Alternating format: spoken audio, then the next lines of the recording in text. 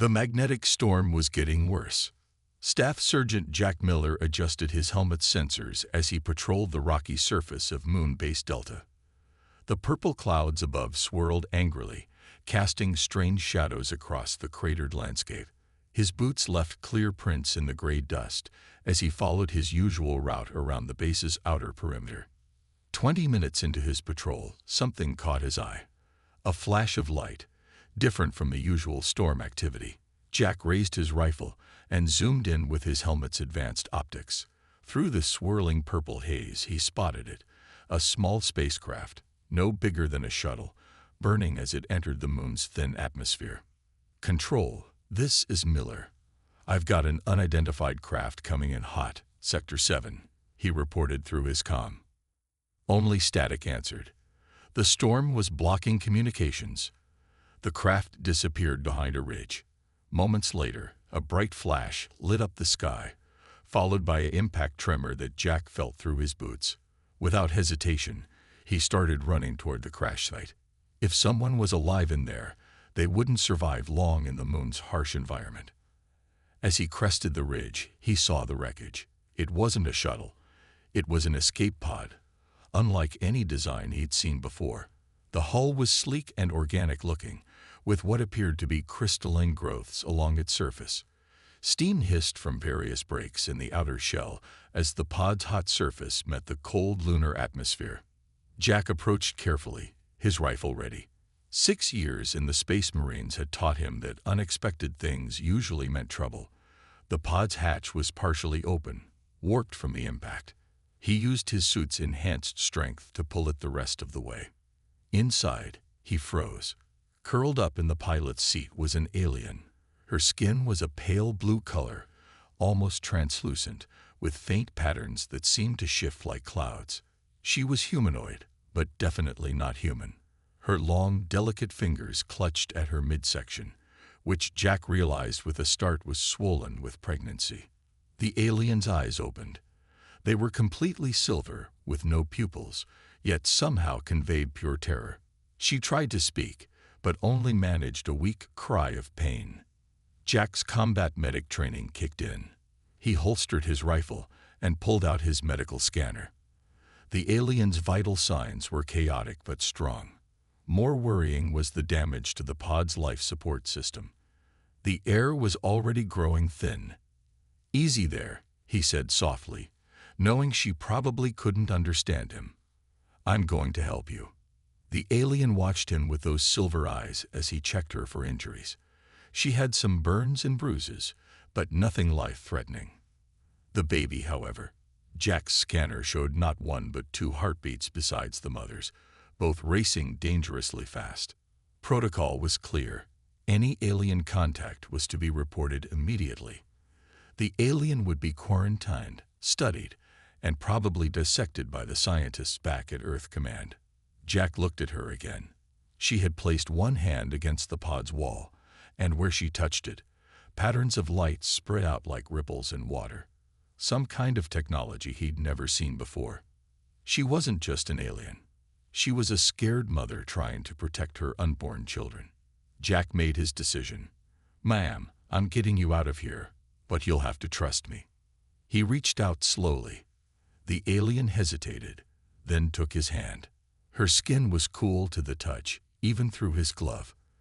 As their hands met, Jack felt a strange sensation in his mind, a mix of gratitude and desperate hope that wasn't his own. With extreme care, he helped her out of the pod. She was lighter than she looked, even in the moon's low gravity. Jack activated his suit's emergency beacon, a short-range signal that wouldn't reach the base through the storm. "I know a place," he said, supporting her weight. "An old mining station. It's not much, but it's safe. We'll figure out the rest later." The alien squeezed his hand. More feelings flooded his mind. Trust, relief, and something else, a sense of connection he couldn't explain. Together, they began their slow journey across the lunar surface, while behind them, the storm raged on. The abandoned mining station stood silent in the shadow of a tall lunar cliff. Jack had discovered it 3 months ago during a routine patrol, and now it would become their sanctuary. He helped the alien through the airlock, carefully watching her breathing in the portable air bubble he'd created around her head. Inside, emergency lights flickered to life, casting a soft glow across dusty metal floors. The station wasn't pretty, but it had power from old solar cells and working life support systems. Most importantly, it didn't appear on any current maps. "Home sweet home," Jack said, leading her to what had once been the station's medical bay. The alien sank gratefully onto a bed, her silver eyes taking in the surroundings. Her hand never left her swollen belly. Jack worked quickly, setting up the emergency medical equipment from his pack. His scanner showed the twins' heartbeats had stabilized, but the mother was exhausted. As he worked, he felt gentle touches in his mind. Questions, curiosity, and growing trust. "I guess you can share feelings," he said, smiling at her. "That's quite something. I'm Jack, by the way." He pointed to himself. The alien understood. She placed her hand on her chest and made a sound like wind chimes. In Jack's mind, he felt the color blue, deep and peaceful. "Blue," he said. "I'll call you Blue, if that's okay." She smiled, and patterns of light danced across her skin in response. Then her face grew serious. Through their mental connection, she shared flashes of memory. A peaceful research ship, sudden attacks by raiders, her mate pushing her into an escape pod before explosions tore through their vessel. "I'm so sorry," Jack said softly. "But you're safe now, both you and your little ones." He finished setting up the medical equipment and checked the station's supplies. There was enough emergency rations to last a while, and the water recyclers still worked. It wasn't perfect, but they could make it work. Blue watched him with interest as he moved around the room. Through their connection, he felt her curiosity about humans, about him. She pointed to his rifle, then to his medical scanner, questioning the contrast. "I'm a combat medic," he explained, knowing she could sense his meaning even if she didn't understand the words. "Trained to fight, but also to heal." He showed her his medical kit. "See, tools to help, not hurt." Her silver eyes widened as she examined the equipment. She placed her hands on a medical scanner, and suddenly it lit up with new displays Jack had never seen before. The patterns were similar to those on her escape pod. "You can interface with our technology?" he asked, amazed. Blue nodded. Through their connection, she explained that her people, the Starborn, she shared in his mind, could communicate with machines just as they could share feelings. She was a healer too, she showed him, though her methods were very different from his. Suddenly, she gasped, clutching her belly. Jack rushed to her side, but she waved him away with a gentle smile. Through their link, she shared the sensation. The twins were kicking. Without thinking, Jack placed his hand next to hers.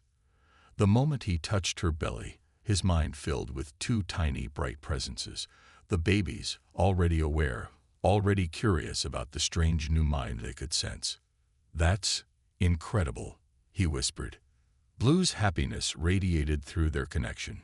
She showed him more about her people, how starborn children grew, learning and sharing thoughts even before birth. But she also showed him her fear. Her kind were hunted for this ability, and her babies would be even more special, the first to ever share both human and starborn blood. Jack straightened up, checking his rifle out of habit. "Nobody's going to hurt you or these kids," he promised. "Not while I'm here." Through their connection, Blue's gratitude washed over him like a warm wave.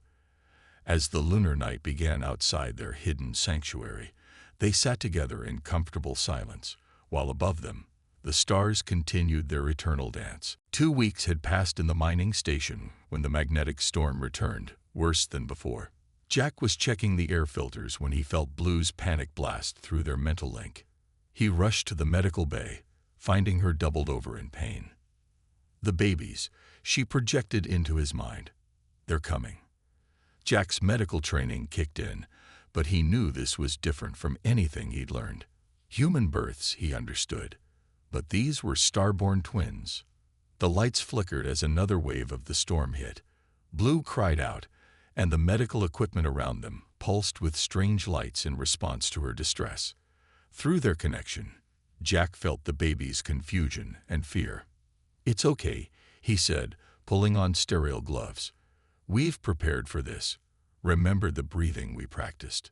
Blue nodded, her skin rippling with patterns of light that matched her contractions. The storm outside grew stronger, making the whole station creak. Jack's communication unit was dead. They were completely alone. The first twin was struggling. Jack could feel it through Blue's mind. The baby was turned wrong. Blue's silver eyes met his, filled with terror. Without words, she showed him what needed to be done, guiding his hands with her mind. "I understand," Jack said, his voice steady despite his racing heart. "Guide me. We'll do this together." For the next hour, they worked as one. Blue's abilities let Jack feel exactly what was happening, while his medical training helped him understand what to do. The storm raged outside, but inside, they remained focused on their task. Finally, the first cry pierced the air. A boy, small but perfect, with skin that shifted between human pink and starborn blue. Jack quickly cleaned him and checked his vital signs. All strong, all healthy. But there was no time to celebrate. The second twin was coming. "You're doing great," Jack encouraged, placing the first baby in a warm incubator. "Just one more." Blue's strength was fading. The lights in the station dimmed as her energy decreased. Through their link, Jack felt her exhaustion, but also her determination. The second twin, a girl, arrived faster than her brother, announcing her presence with a cry that somehow sent ripples of light across the medical bay's walls. Jack cleaned and checked the girl, finding her just as healthy as her brother. Her skin showed the same color-shifting ability. When he placed her next to her brother in the incubator, both babies immediately calmed, their minds linking just as their mother had shown him they would. "They're beautiful," Jack said, helping Blue sit up to see them. "And perfect." Blue reached out weakly, touching each baby with trembling fingers. The twins responded immediately, their minds connecting with their mothers. Jack felt it too. A complex web of love, family, and belonging that brought tears to his eyes. Through their link, Blue shared the starborn naming tradition. Children weren't named until they showed their true nature. But she also shared something else, her wish for them to have human names too, to honor both sides of their heritage. "We'll give them both," Jack promised, "when the time is right." The babies drifted to sleep, their tiny hands clasped together. Their skin shifted colors as they dreamed, creating patterns that danced across their small bodies. Blue watched them with tired but happy eyes, her own skin glowing softly in the dim light. Jack checked everyone's vital signs one last time. All three patients were stable and healthy. Outside, the storm was finally beginning to calm. He sat down next to Blue's bed, still processing everything that had happened. Blue touched his hand gently. Through their connection, she shared her gratitude, but also something deeper, a sense of family, of belonging. These children were his too now, not just by circumstance but by choice. As the newborn twins slept peacefully, their mixed heritage visible in their ever-changing skin, Jack realized his life had changed forever. He wasn't just a Marine anymore. He was a father, and he wouldn't have it any other way. 3 days after the twins' birth, Jack's security sensors picked up movement on the lunar surface.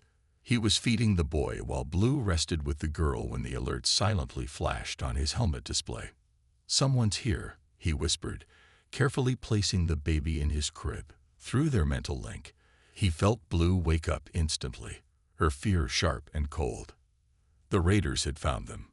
Jack checked the external cameras. 3 figures in sleek black spacesuits were examining the remains of Blue's escape pod. Their movements were practiced, professional. These weren't random scavengers. They were hunters. "Stay with the twins," he told Blue, grabbing his rifle. "Keep them quiet." Blue nodded, pulling both babies close. Their skin shifted to match the dark colors of the medical bay walls. A new ability they had discovered, Through the mental link, Jack felt Blue masking their presence, dimming the bright lights of their minds. Jack moved silently through the station's corridors. His marine training took over as he activated the defense plans he prepared. First, he turned off power to the outer sections, making it look like the station was abandoned. Then he activated the decoy heat signatures he planted in the lower levels. The raiders were good, but Jack was better. He watched through the security feeds as they breached the outer airlock. Their weapons were exotic, definitely not standard military gear. These were the same people who had attacked Blue's ship. 3 targets, he whispered to himself, moving into position. Let's give them a proper marine welcome. The first raider entered the main corridor. Jack waited until all 3 were inside before triggering his first trap. Emergency doors slammed shut, separating the raiders. Confusion rippled through their formation. Through his link with Blue, he felt her tension, but also her trust in him. The twins were silent, sensing their mother's need for quiet. The raiders split up, exactly as Jack had planned. He shadowed the first one, watching the alien hunter follow the fake heat signatures toward the lower level. At the right moment, Jack triggered the containment foam he rigged. The raider was caught instantly, their expensive suit useless against the hardening substance. 1 down. The second raider was smarter, but not smart enough. They spotted Jack's shadow and fired some kind of energy weapon, missing completely. Jack responded with his own trap, a modified mining charge that overloaded the raiders' suit systems. They dropped, unconscious. 2 down. The third raider was different. They moved like a veteran, avoiding the obvious paths. Jack felt Blue's warning through their link just in time. He ducked as an energy blast scorched the wall where his head had been. Human. The raider's voice crackled through an external speaker. Give us the starborn offspring. They're worth more than you can imagine. Jack's response was a marine combat role that brought him behind a support pillar. They're not cargo, he said. They're children. They're the next step in evolution. The raider replied. The first natural hybrids. Do you know what people would pay for them? Jack felt sick. Through their link, he sensed Blue's horror at hearing the raiders' plans. The twins, sensing their mother's distress, began to cry. The raider heard them. They turned toward the medical bay. And that was their final mistake. Jack had been waiting for this moment.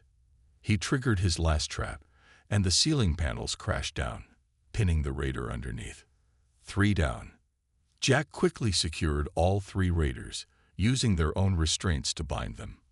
In their suits, he found proof of what he'd suspected.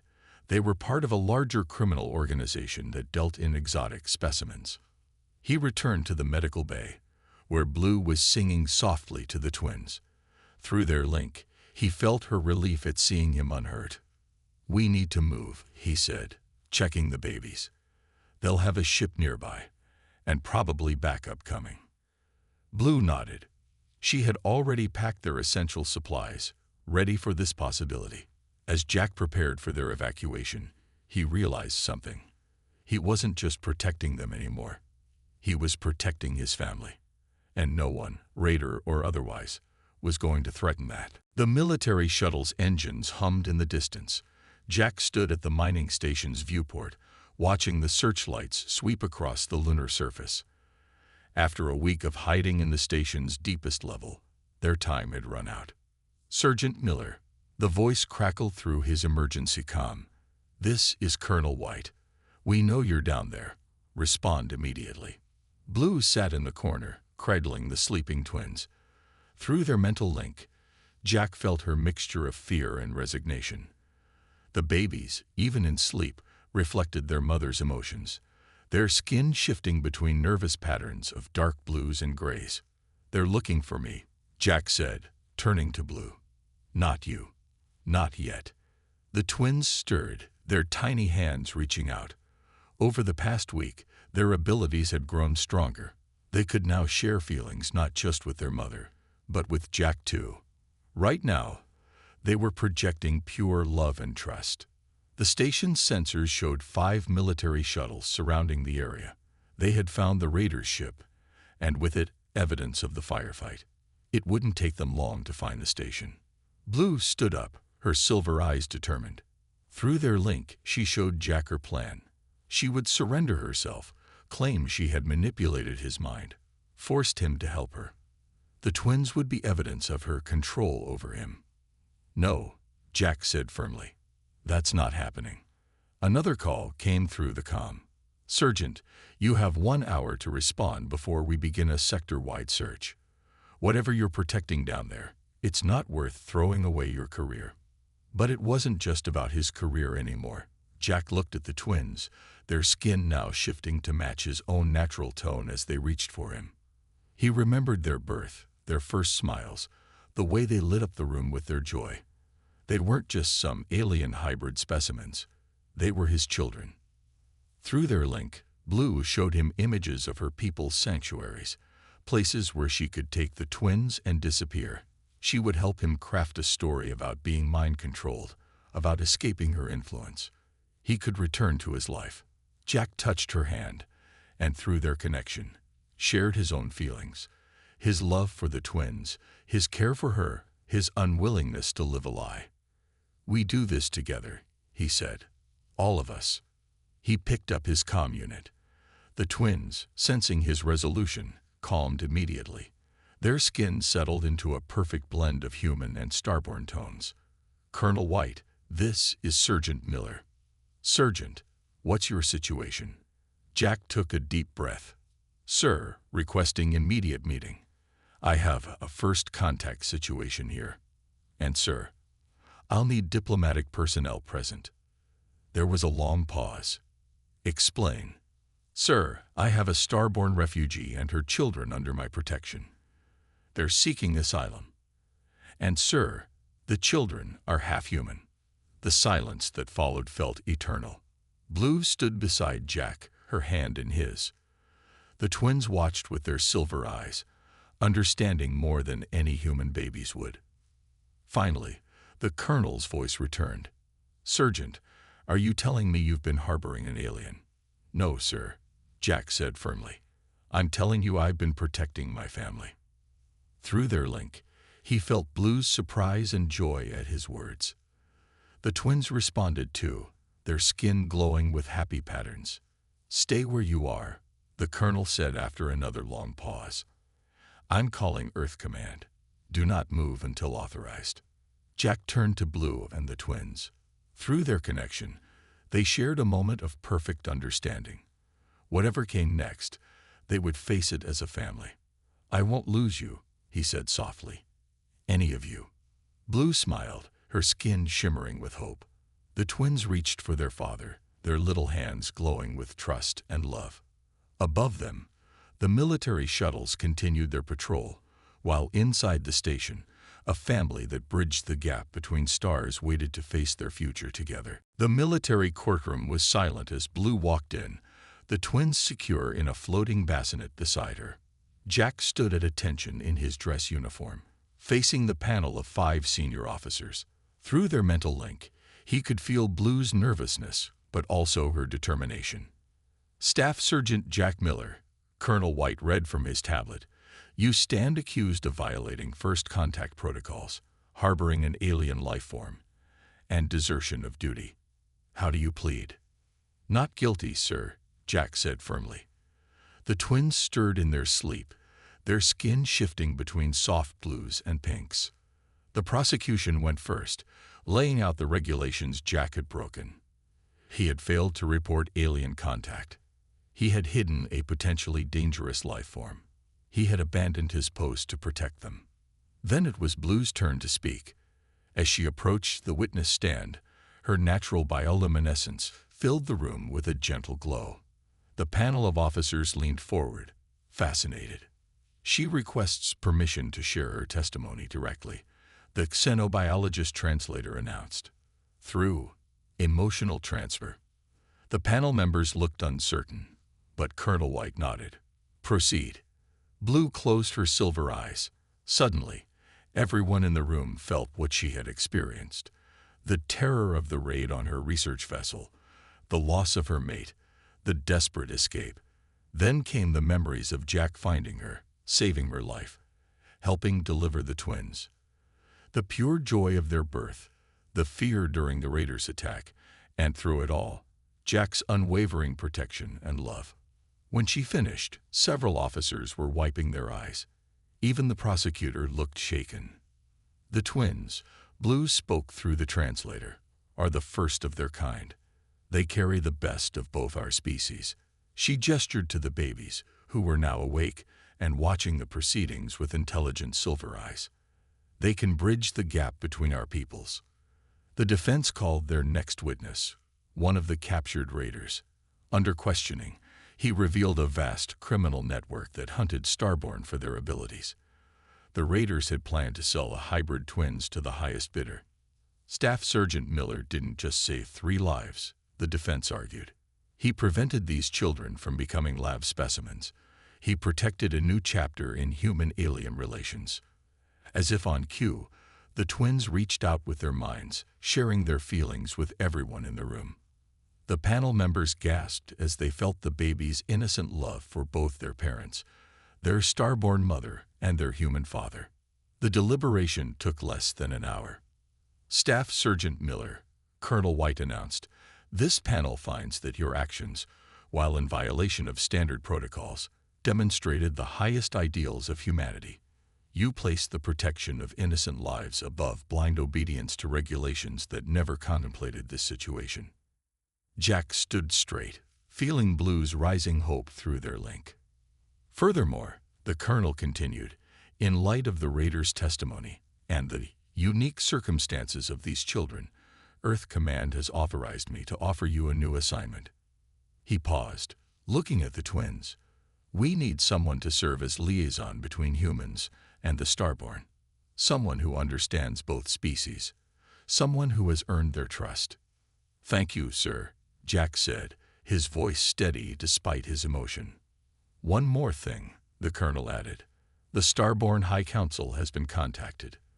They're sending representatives.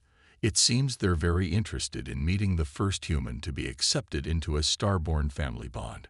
Blue moved to stand beside Jack, the twins reaching for both their parents. Through their link, Jack felt her joy mixing with his relief. They had done it. They had proved their family deserved to exist. As they left the courtroom together, the twins' skin glowed with happy patterns that combined human and Starborn traits in beautiful new ways. They were living proof that love could bridge the gap between stars. And they were just the beginning. 5 years had passed since the trial. Jack stood at the window of their home on the new human-Starborn exchange station, watching ships from both species dock peacefully together. Behind him, the sound of children's laughter echoed through the corridors. Dad, look what we can do.